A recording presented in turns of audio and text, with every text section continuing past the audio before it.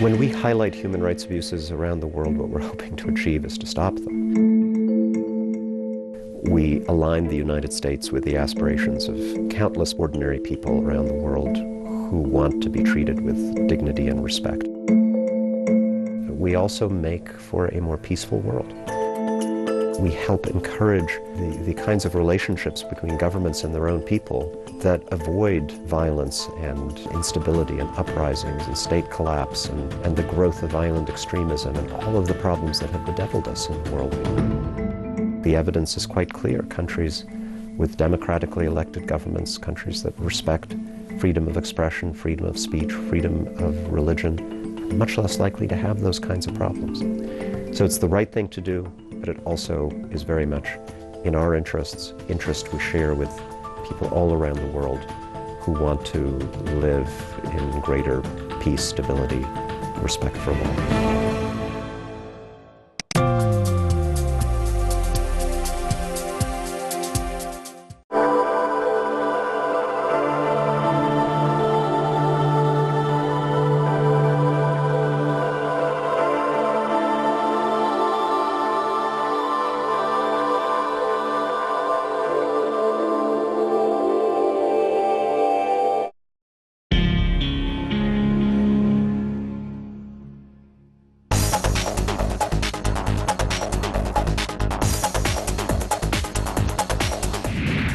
Making the most of opportunity wherever it may be in Kenya, the story of one enterprising entrepreneur who transformed an old mattress into a growing business. West African economies and the European Union could form a stronger trade partnership.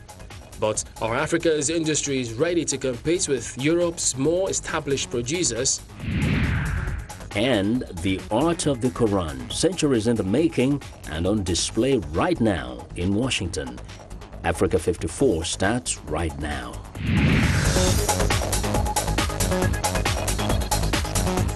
Hello everyone, I'm Chamberlain Oso at Channels Television here in Lagos. Welcome to the show that takes you around Nigeria and the continent.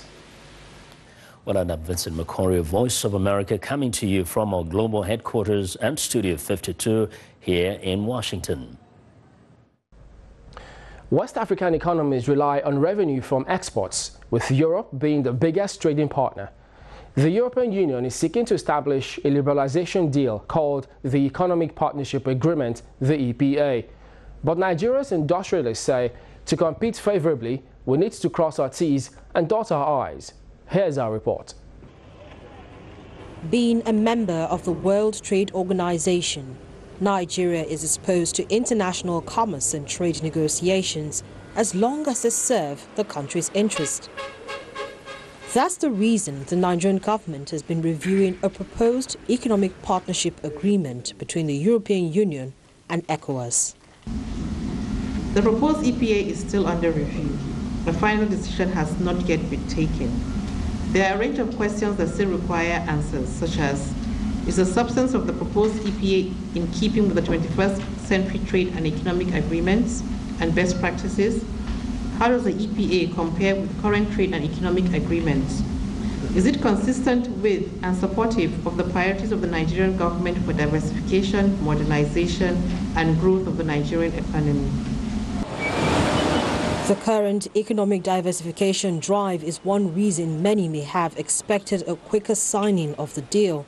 But industrialists believe Nigeria should attain industrialization before such a deal is signed. We all know that Nigeria is mainly a commodity goods producing country and would trade same in an EPA free trade agreement.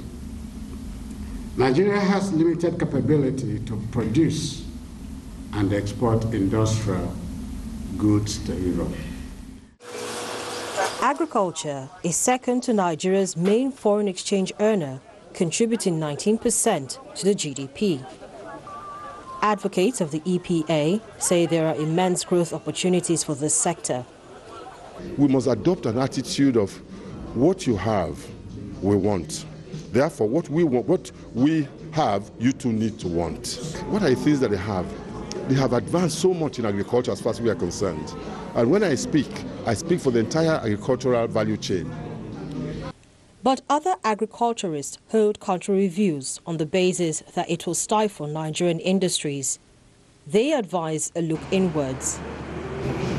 If we are talking about growing our industry, of course, it is just, you are just going to nail their coffin if you allow that. If you are talking about agriculture, fine, but I'm still yet to be convinced, how will it help me as a farmer? Whatever I produce will be more expensive. Take rice production. Rice, why is it that our local rice is more expensive? It's because of cost of production. And that is why I'm begging this generation to try to take the pains for now.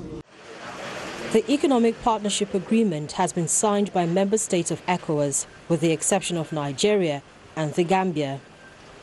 While trade remains a stimulator of economic growth, the federal government has the task of considering these concerns arising from consultations and analysis of the deal and coming up with a final position vis-à-vis the current economic realities and need to retain its market share in world trade. Well, let's talk more now about trade and the need to boost trade within Africa's own states. For that conversation, we're joined via Skype from Abuja by Mr. Ken Okoha, who is the president of the National Association of Nigerian Traders. Welcome to the program. Thank you very much, Evelyn. Well, could you start by telling us what you think could be what could be impeding African trade? Visa restrictions. And another one is the interlocking of international agreements without understanding the rules, the contents, the implications, and possible outcomes. The other one is the absence of trade infrastructure. And I can tell you, for instance, if you look at the whole of West Africa, I'm just giving you an instance of West Africa, you don't find rail lines moving from one country to another, intra-regional rail lines. And then if you move towards the African continent as a whole, we do not find a common policy that holds us together on trade. And that's another problem, because we have regimented kind of, trade policies that are individualistic. They are looking at, individual countries, autonomous countries, and we have not made very serious attempts at coming together to say, look, we're binding ourselves towards engaging on trade, irrespective of the boundaries. Let me jump in and ask you, we've got different regional trading blocks, and speaking about policies, is it that those groups or blocks are not providing the kind of policies you require? There are two angles to this. One is the regional economic communities. In Africa, we have about 6 of them or more. If you look at all of these, although some of them, like COMESA and ESA, may have one trade policy. However, if you look at ECOWAS, for instance, and CEMAC, you don't find such. ECOWAS till today, as we speak, does not have a common trade policy. We only have individual trade policies. And of course, Nigeria, my own country, we don't even have a trade policy that is binding now, as we speak. The last trade policy we had in Nigeria was in 2002. And up till now, we do not have one as a country. But then as a region, you find that we do not have a common trade policy that harmonizes all the trade policies of the 15 member countries of ECOWAS together. It's lacking. Therefore, you ask yourself, if you do not have such trade policy, which is like a compass to navigate trade, so how do you then trade among yourselves? And that's the reason why trade volume intra-regionally within West Africa remains abysmally at about 10 to 12%. Well, Mr. Ken Okoha, thank you for joining us on Africa 54. Thank you very much, Chamberlain. Thank you very much. You're welcome. Well, in Kenya, job opportunities can be limited for university graduates, so some have been creating their own. Mohammed Yusuf has the story of one enterprising graduate who transformed an old mattress into a growing business. Lillian Wairimu started this work 4 years ago, and the customers from her custom-made beanbag chairs keep coming in ever-increasing numbers. The idea came to her when she saw an old mattress under her bed. Then came the internet search and the online tutorial that changed her life. I'm happy to see what began as a desperate means for me to survive has become a living room sensation. But it hasn't been easy. Like many young entrepreneurs in Africa, she didn't have a way to get startup capital. It took her several months to save the $50 she needed to make her first chair. Now she sells her products for $100 to $140, depending on the size. A few companies have placed orders. Individual clients contact her through Facebook from as far away as Rwanda. It takes at least 6 days to make each item. I've also learned to maximize on quality and not to compromise on that, because the client gets, and also I get satisfaction to know that the client is happy and content with what I have done. And Wairimu says this is just the beginning. She plans to grow her business throughout the region. Mohammed Yusuf for VOA News, Nairobi. We want to know what you think about Africa 54 and the stories we covered. Join the conversation on Facebook.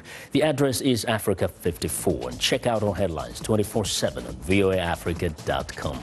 Coming up, the Boko Haram insurgency has left some Nigerian farmers struggling to rebuild their lives, but the road to recovery may be long. We'll have that story after the break.